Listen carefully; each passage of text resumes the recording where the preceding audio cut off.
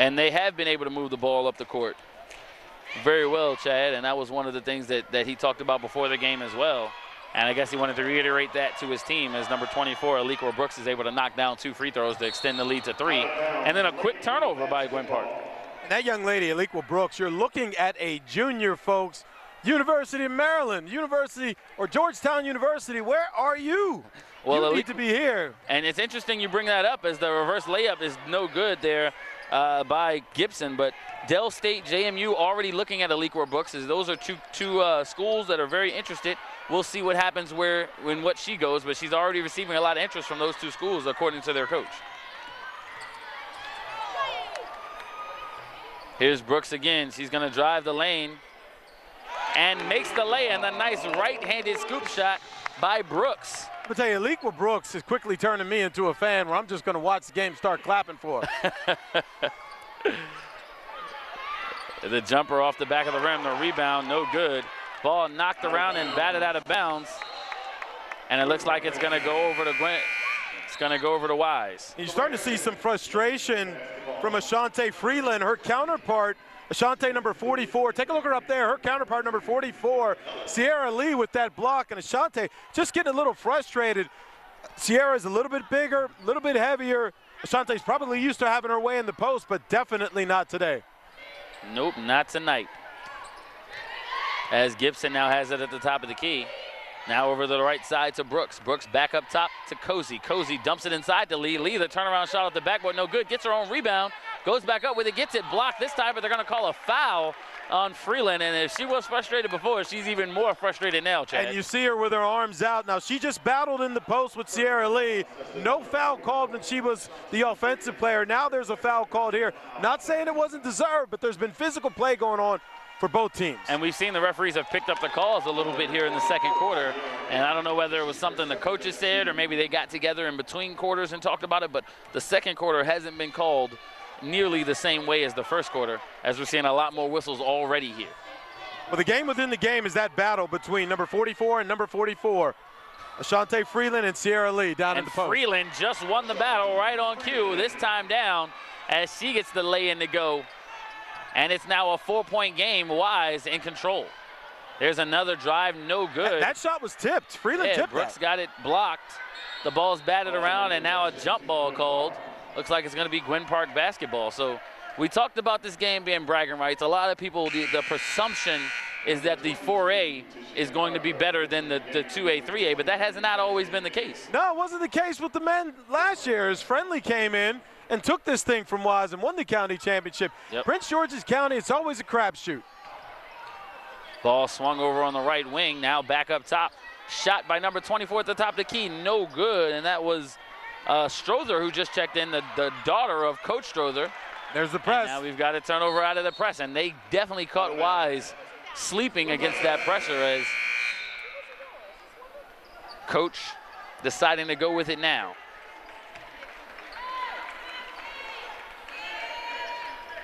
Looks like we may have had an injury. Damon will get us updated on that tentatively in the next few minutes, but that is the last thing you want in a game like this where both teams are going to advance, win, lose, or draw. The jumper, no good. Rebounded, and now here come the Pumas, and they've been pushing it up the floor as the layup is able to get to go, and she may have hurt her knee on that play as Candace Ross went up for the layup. She didn't get the lift she wanted, and now she's wincing a bit, but she's still in the game. A huge block there by Lee as she tries to pick it up, and bodies are flying all over the place. All over the place, and no calls on the ref. You see Michael Strother upset that there was no call, but while you're complaining, Coach, Khadijah Gibson puts the ball in the basket. Khadijah Gibson just does all the little things, the 50-50 balls, the rebounds, as right back at you comes Tashina Cardwell. That's her second 3 in this game from the opposite side of the court, but back comes Brooks. The left-handed layup, no good. Gets her own rebound, taps it back out to Kosi, and Kosi back to Brooks. But that 3 is off the mark, and the rebound is finally gathered, and finally a call is made as number 22 Cardwell went after the ball and got knocked off her feet. And now we're seeing the press that Coach Michael Strother promised us. Yep. We're seeing that press, but I'm going to tell you, Khadijah Gibson and Aliqua Brooks, if you have not been paying attention to them all season, you are in for a treat today. Keep your eye once again on the game within the game, though. Sierra Lee and Ashante Freeland, both numbers 44.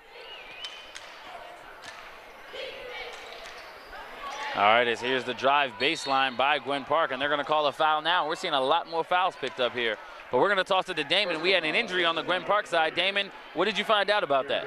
The injury is for Naomi Coles. It's looking like a bit of a head injury. She has a knot on her forehead. They have the ice bag on her, and they're giving her the concussion test as we speak, but it looks like a forehead injury. Back over to you guys. All right, so hopefully that's nothing serious. It's something she'll be able to rebound from after this game and be ready for the playoffs. As here's the long inbound pass. It's batted and knocked away by Brooks, and she goes up and lays it up and in. I tell you what, Brooks is doing a great job in this game, but Gibson's really been taking it over as well, as Gwynn Park comes right back with a tough drive and layup by Takayla Ellis, as she's able to get into the basket, into the lane and score the basket. And of course, she gets the foul with that. Well, Brooks is averaging 18.5 per game. Don't be surprised today if she's well over that by the end of today's game. And on the opposite end, we see Gwynn Park trying to make something happen, taking the ball to the basket to Takayla Ellis is able to convert on the three-point play. Yep, and Takayla did a great job there coming off the bench and being aggressive and attacking the basket. What a now steal, she gets the pick, almost. but it's kept by the Pumas. And a wide open shot from the corner, no good off the front of the rim, rebounded by Brooks. Brooks kicks it out to Kosi. And the Pumas setting it up, another short mid-range jumper, knocked it down by Candace Ross. And she's still favoring that knee, but she's still out there scoring points, so I'm assuming they're gonna leave her in the game. Yeah, Wild Horses couldn't get her out of this game. Great pass, great execution there by the Yellow Jackets. That was Takayla Ellis, who was able to hit Tiana Hall wide open for the layup. And now that full court pressure once again, and the Pumas are throwing the ball all over the place. One of the things Coach Clark talked about is we cannot turn the ball over against the Gwynn Park pressure. They knew it was coming, and they're struggling with it a little bit. Well, it's not 48 minutes of hell, but we've had 4 minutes of hell. 4 minutes of Yellow Jacket hell on defense for the Wise Pumas. 26-22, Gwynn Park trying to get back into the game, but shot is no good. The long outlet pass rebounded and taken in, and here's Gibson. Gibson drives the lane, puts it up, and lays it in.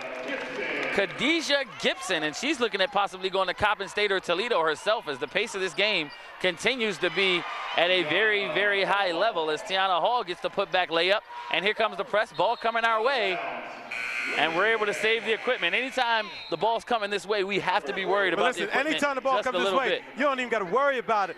My cat-like reflexes kick in, and I will save you. All right, well, I'm sure our producer, Tony, will definitely appreciate the fact that you helped save his monitor just now, because, you know, that could have been ugly. Yeah, it's all good. Look at the pass down low. Beautiful reverse layup by Gibson, but you just mentioned it. Your girl, Lil Cece, making the pass from the top of the key into Gibson for the layup. Yeah, little CC can do it on both ends of the floor. She can assist, she can score. And there she is on the breakaway, looking for the outlet pass now. But Sierra takes it all the way and lays it in herself. I'm sorry, Aliqua was able to get it all the way to the basket and finish the shot.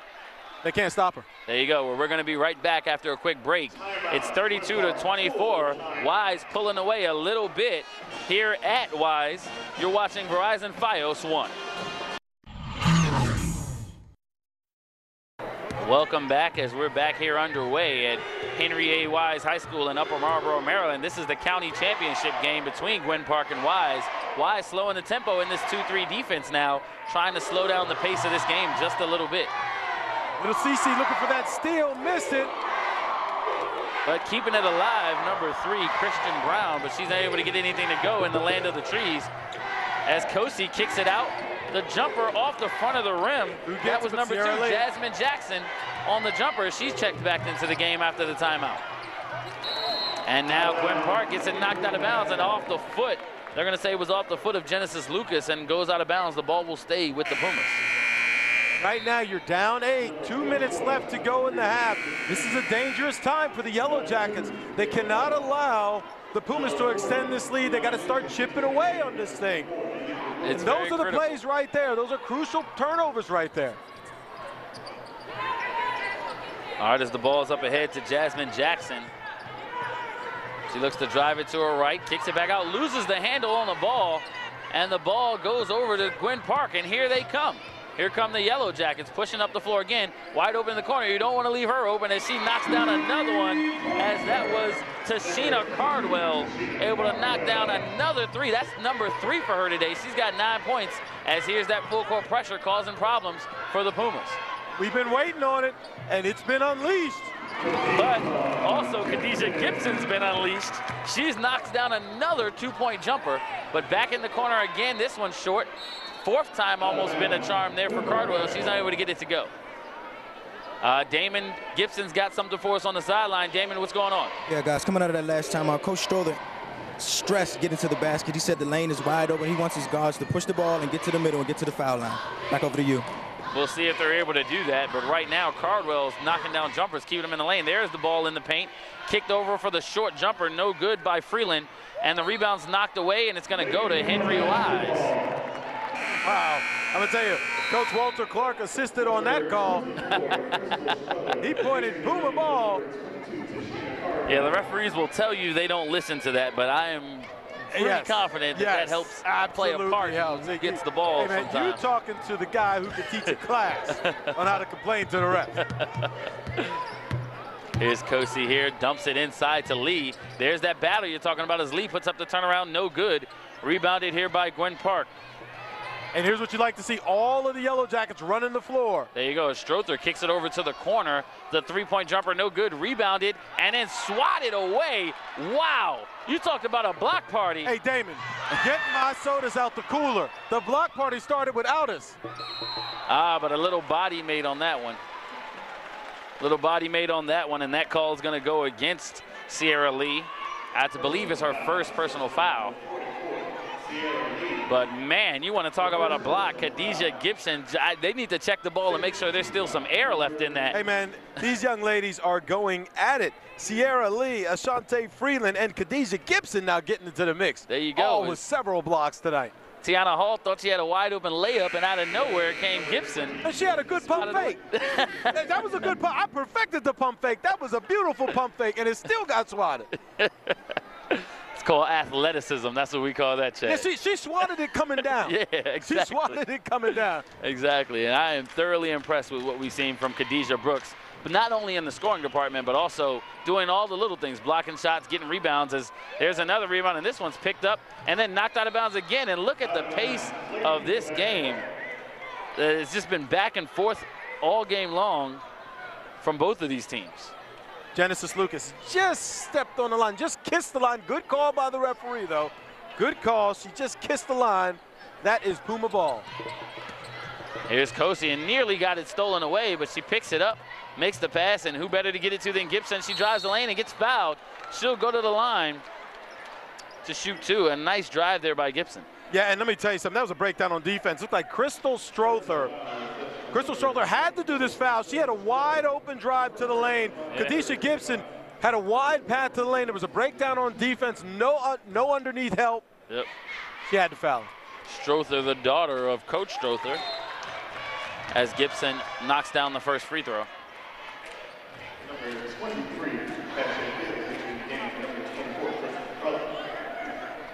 Strother is going to come out of the game now, as the second free throw is nothing but water by Gibson. Man, is she playing well today. Yeah, one thing you know, you can't foul her. Nope, and she almost stripped the ball away again, but she gets called for her first foul. Well, actually, that's her second foul. And I'm going to tell you, Genesis Lucas is looking over the bench like it's about time. Can I buy a call? Get her to the line. Take a look as she tries to split the defense right here. A nice crossover. There it is. That's a good, clean call there by the referee. So the first free throw attempt by Lucas is good, as the Pumas are in the 1-and-1, but it's only 53 seconds to go here in the first half. And a smart move by Coach to pull Gibson out of the game. You do not want her picking up a third foul here, Chad. Right, not with just 53 seconds. Exactly. Let me tell you, right now, down by 8 points, still a manageable game, but we're talking about 20-2. Yeah. Or 20-1, excuse me. 18-0. Yep. You don't want to get down to this team too much. The second free throw is no good off the back of the rim. Rebounded by Erica Peace, who just checked into the game. Here comes Cozy. Cozy over to the corner. back up top to Cozy now, and she's looking for somewhere to go with it. She's going to drive it to the left, almost look back door. Unable to get it was Ross, and Ross is trapped in the corner now. Loses the handle and turns it over. It's Cardwell with the ball. She's pushing it up the floor for Gwynn Park. Cardwell goes all the way and gets it swatted, and they're going to call a foul now on Lee. It looks like she got it clean at first, and then she landed on Cardwell. That's a tough call. I'm going to tell you what, I want 2 hot dogs, 1 hamburger. Sierra Lee's got the block party going. Put the Chuck Brown on. However, that is her second foul, and you got to start thinking about getting her out of the game now, and I think that is exactly what Coach Clark is going to do. You don't want her picking up a third one either, along with Gibson at the end of the first half. So, of course, he is going to bring her out of this ball game and bring in Kiera Hinton. Yeah, and Sierra Lee did not look happy about that. She did not want to leave that game. What did we talk about earlier on? These girls are into this one. And when you got Brooks out of the game, you got Lee out of the game. If you're Wise, you probably want to hold for one here with 28 seconds left, right. But the pressure of Gwynn Park is going to make that very difficult to do. That's exactly right. Almost stolen right there. Yeah, a couple of close calls we've had so far.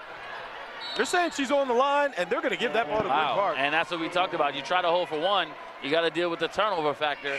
So now 16 seconds to go. Gwynn Park ball, and they're going to bring in the shooter, and Tashina Cardwell. She's already knocked down 3 3-pointers today. Can she make it lucky number 4 and make this a 4-point game going into the half? I tell you what, I'm going to dance with who brought me, and I'm going to get that ball back to Genesis Lucas, and I don't care what she does with it as long as she puts it up towards the basket. Well, Tiana Hall does just that as she drives the lane, can't get it to go. Rebounded by Gwynn Park, and the rebound now, and a big rebound it was by Ross, and then Ross is going to run the clock out. So here we are at the end of the first half. It's 36-29. We're going to take a quick break, and we'll be right back. You're watching Verizon Fios 1.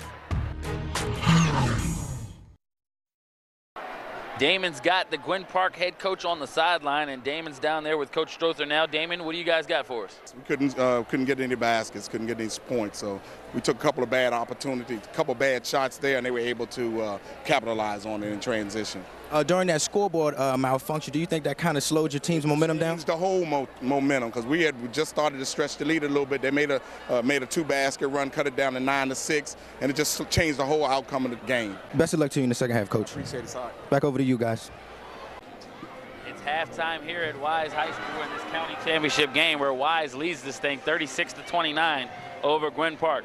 Well, these first half plays of the game are brought to you by Watch ESPN. It's the ESPN networks live on your smartphone, tablet, and computer. Go to www.verizon.com/FiosTV online for details as we're watching these first half highlights. And that was the reverse layup by Ross that I was very impressed with. Great athleticism as she flipped it around on the other side. But 3 3-pointers in the first half by Tashina Cardwell has definitely helped to keep, and there's Cardwell again, has definitely helped to keep Gwynn Park into this game. And the fantastic execution by the Wise Pumas shows why they are 20-1, 18-0 in league play. Absolutely, as we've seen, but both of these teams very dominant, and they both can score a lot of points. A low-scoring first half, as I think they're just trying to feel each other out. You know, these teams don't see each other throughout the course of the season, as there was that block by Gibson, and she just took that ball completely out of the sky. You talked about your block party. I think we're watching it right here on the replays. Yeah, I'm full. I done had enough for the day. Sierra Lee fed me well with all those blocks at our block party. But I'm going to tell you, when Gwynn Park put the press on, that's when we started to see some results. Let's see if we see that for the entire second half from the Yellow Jackets. And they're going to have to, because they're down 7 here as we get set to start the second half. We'll have second half game action for you when we get back. You're watching Verizon Fios 1. Welcome back here to the county championship games as we get set for the second half. It's 36-29. Wise leading, and with the ball first as there's Kosi. Has the ball and trying to get Wise into their offense. A man-to-man defense being applied here by Gwynn Park. Right, we talk about the success they had with the press, but they're going to start this half off in their man-to-man. Ball dumped inside to Lee. Lee, the turnaround jumper off the back of the rim, no good. Rebounded by Brooks. She puts it up, rolls in and out. Rebounded back again by Lee, and third time's a charm for Wise as Sierra Lee gets it to go. Second and third chance opportunities for the Wise Pumas as they dominate the boards here. Speaking of dominating the boards, a nice 3 back-to-back rebounds by Gwynn Park. as Brooks put up that last one, unable to get it to go. Another fadeaway rebound, and here's another one pushed away, finally picked up by Ross. That's 5 opportunities. Yep, missed opportunities for the Yellow Jackets as here come the Pumas. Gibson in the lane, puts up the shot, no good. Rebounded by Brown, and Brown kicks it out to Genesis. Genesis up ahead, and we're going to get the pull up in the lane. Oh, off the hands of Freeland, but she gets it back. Yeah, now Freeland, she's got to be ready for that pass. Now, you've played with Genesis long enough to know that you can get that ball from anywhere. The crossover from Genesis, and then she kicks it out to Fields. Fields back to Genesis. The short jumper off the back of the rim, no good. Gwynn Park really eating up the offensive glass, but Lee says no more. Gets the rebound, turns it over.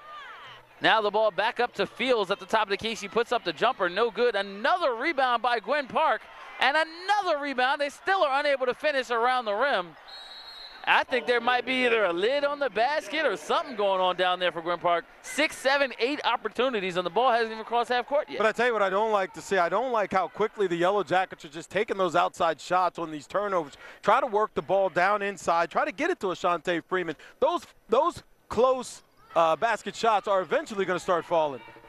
Well, Tiana Hall has been an anchor on that backside rebounds, and she's been a big reason for this. As there's Genesis, kicks it over to Hall. Hall going to fire up the 3 now, no good again. The long rebound picked up by Kosi, and a foul is going to be called as Genesis tried to go after that loose ball and ran right into the back of Kosi.